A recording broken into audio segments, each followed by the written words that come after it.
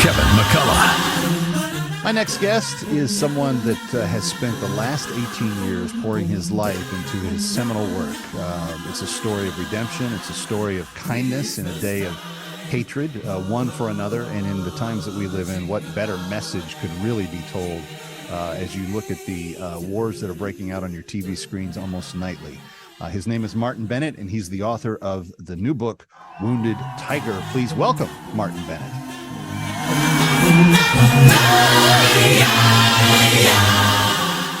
Hey, Martin, good to have you. Yeah, Kevin, thanks very much for having me on your show. I appreciate it. Absolutely. Now, my viewers and listeners know that I'm an infinite, I don't think I'll ever be satiated World War II buff. I just think there's too much to learn. This story touches on one of the most iconic aspects, at least from the American side of the story, and that was the attack on Pearl Harbor.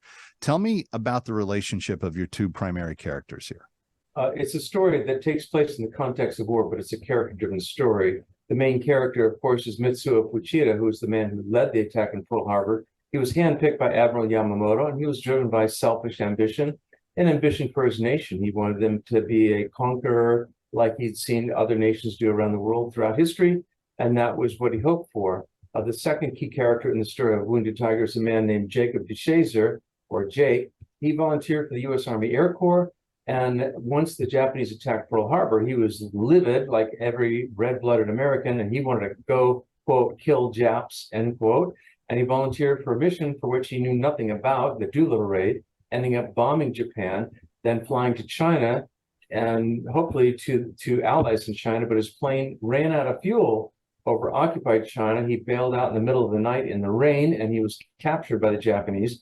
He was in solitary confinement, tortured, and his buddies were, mistreated. Some died, some were shot.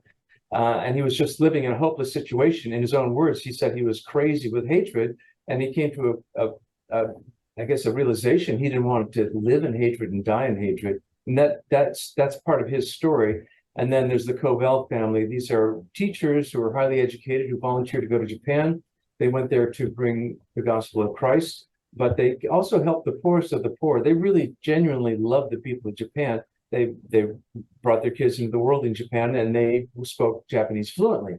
But when the Japanese ramped up for war, they fled to the Philippines, and then they sent their kids back to the U.S. So these three plot lines had really nothing to do with each other, and eventually they come together, and that is the story of Wounded Tiger. But in the world, like you said, we have conflict, wars, there's a lot of killing and death and hopelessness, but Wounded Tiger is really unusual because it's a true story, and it's about life and hope that comes out of the midst of this terrible struggle, and how Fuchida's life changed from hating America to loving America, and how he had a change of heart, mind, and spirit through these people, and especially through this girl, Peggy Covell, who was a college girl in upstate New York, and how she impacted his life 5,000 miles away.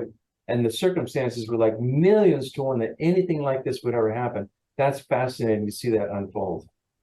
We live in a day in which visceral hatred for people is allowed to just march through our streets. The anti-Semitic protests of recent weeks has really spoken to this. How strong was the hatred between the Japanese and the American fighting men and women at this point in history? Was it anything parallel to what we're seeing right now? Kevin, that's a fantastic question. And when I started researching the story, that's one of the things I came across that was kind of surprising.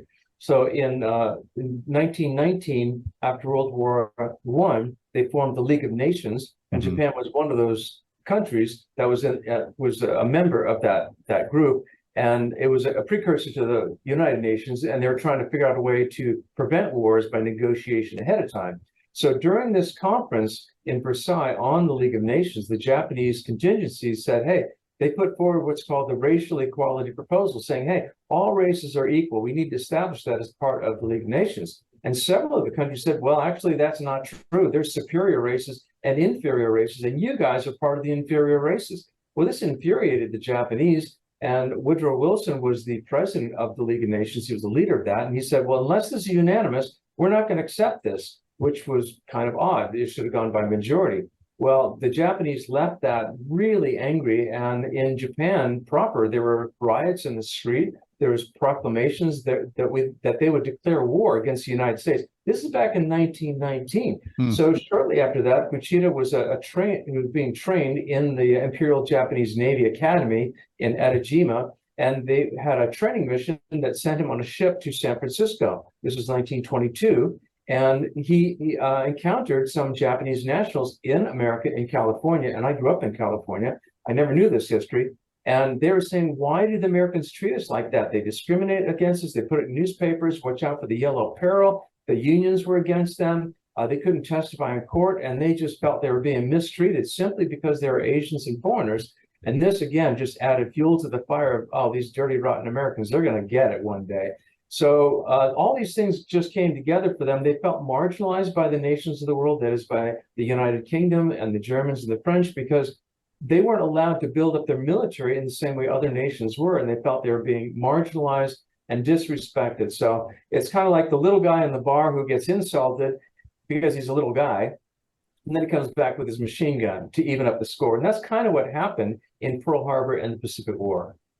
Well, and as we think about it, you know, following World War II and the end of the war in the Pacific was a deadly toll, the dropping of the nuclear bomb and the death toll that just those two hits alone took. It forced Japan to surrender. But Japan and the U.S. are at a very different place now. And I'm wondering if the seeds for that renewal and kind of partnership that we enjoy with them now, you could also trace to the lives that were tracked in your book.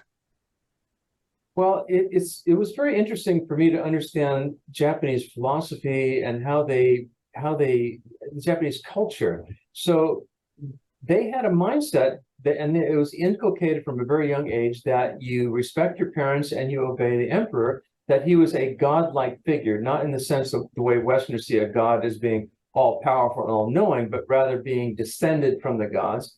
And that was just everywhere, that whatever the emperor said, you're going to do that. Well, once the war was over and he publicly declared, I'm not God, I'm not a god, they said, okay, we're done with that. And they moved on.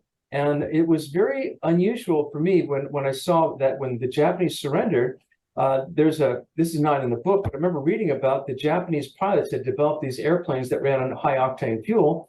And the American pilots were talking, it was just they're talking shop, like guys talk about hot rods. They said, hey, can you fly one of our planes and put some of the high octane fuel in it? Because we want to see how it's going to run. They said, sure. They had put these green crosses on the wings so they wouldn't get shot down and knew it wasn't a warplane.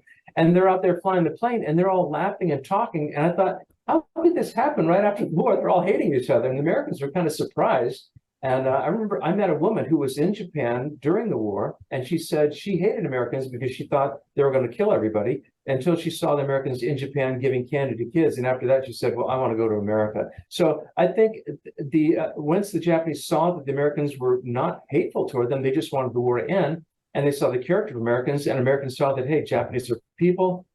The war thing just kind of went away, and now we're really best friends as nations. Yeah, there's no doubt they're one of our strongest allies. It reads like a movie. You want to make sure you have this in your reading stack for this fall. Kevin McCullough coming right back from Times Square. Don't go away.